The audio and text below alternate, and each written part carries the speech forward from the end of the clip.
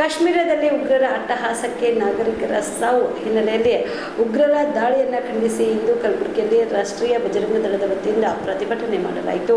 ನಗರದ ಜಿಲ್ಲಾಧಿಕಾರಿಗಳ ಕಚೇರಿ ಮುಂದೆ ಟೈರ್ಗೆ ಬೆಂಕಿ ಹಚ್ಚಿ ಆಕ್ರೋಶ ಹೊರಹಾಕಿದ ರಾಷ್ಟ್ರೀಯ ಬಜರಂಗ ದಳದ ಕಾರ್ಯಕರ್ತರು ಪಶ್ಚಿಮ ಬಂಗಾಳದಲ್ಲಿ ನಡೆದ ಹಿಂದೂಗಳ ದಾಳಿಯನ್ನು ಖಂಡನೀಯವಾಗಿದೆ ಎಂದರು.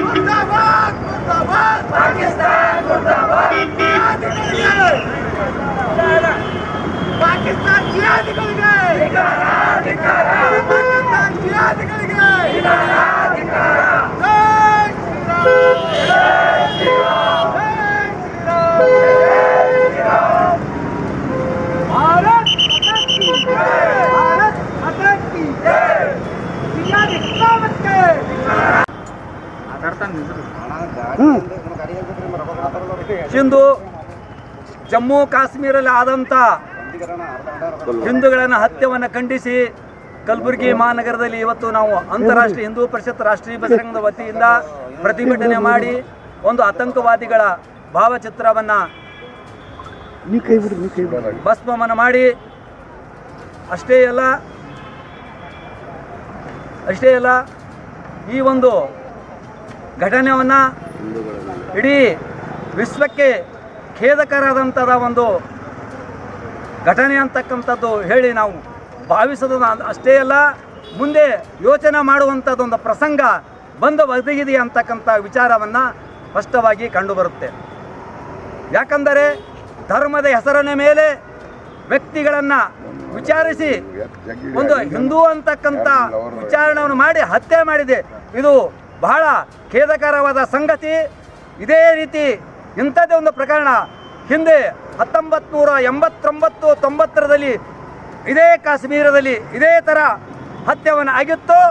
ಆ ಹತ್ಯೆಯನ್ನು ಮತ್ತೆ ಹಿಂದೂಗಳನ್ನು ಹೆಸರನ್ನೇ ಕೇಳಿ ಹತ್ಯೆ ಮಾಡಿದ್ದು ಒಂದು ಘೋರ. ಸುಬೇದಾರ್ ಕೇರ್ ಆಸ್ಪತ್ರೆ ಕಲಬುರಗಿ ನಗರದ ಸೇಡಂ ರಸ್ತೆಯಲ್ಲಿರುವ ಟ್ರಾಮಾ ಎಮರ್ಜೆನ್ಸಿ 24x7 ಸೇವೆ ಲಭ್ಯ.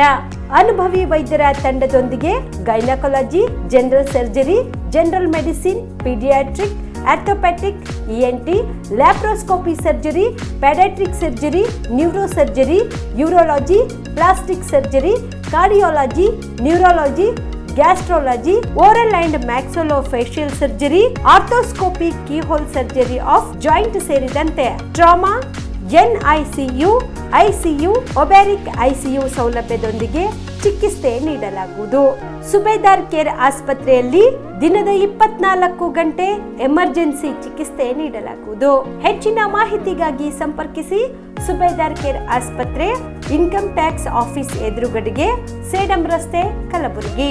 Mobile number 9483517777.